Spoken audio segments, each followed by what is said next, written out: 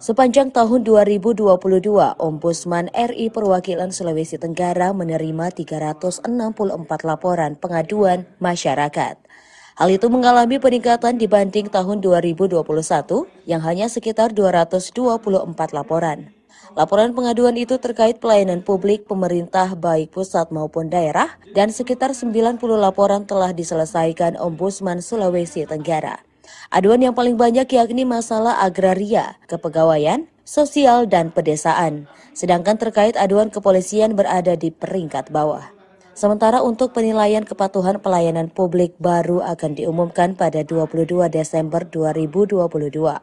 Meski begitu, dari 17 kabupaten kota di Sultra, instansi yang paling banyak dilaporkan ke Ombudsman yakni instansi dari Kota Kendari, Kabupaten Bompana, Konawe Selatan, Muna, dan Wakatobi.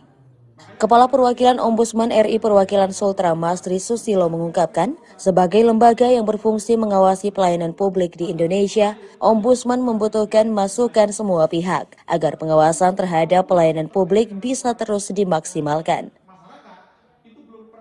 Kita menyampaikan yang pertama terkait dengan laporan masuk yang ada di Ombudsman, termasuk substansi laporan yang dominan kita selesaikan tahun ini. Dari laporan yang ada, kita bisa menyelesaikan 90 laporan yang ada di Ombudsman dengan 90% ya 90 laporan untuk tahun 2022 ini. Dan substansi laporan yang ada itu dari 5 yang ada. Yang pertama itu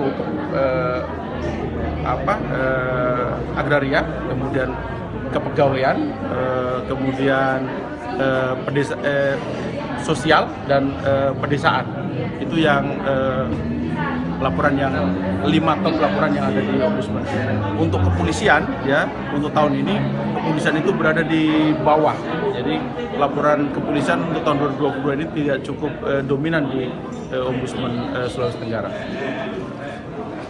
Bang, tadi Bang ada sendiri Bang yang garis merah, yang ini daftar merah daerah mana saja ya? Untuk penilaian kepatuhan pelayanan publik di Ombudsman tahun ini tanggal 22 Desember baru diselebrasi. Jadi baru diumumkan.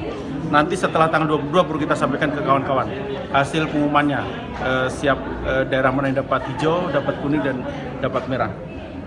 Kenapa kita tidak laksanakan bersamaan? Karena memang anggarannya closingnya sebelum tanggal 18 harus dilaksanakan. Jadi itu yang membuat kita laksanakan lebih awal untuk refleksi akhir tahun ini.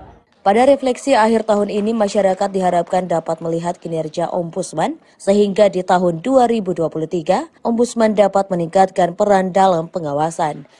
Herianto melaporkan dari Kendari.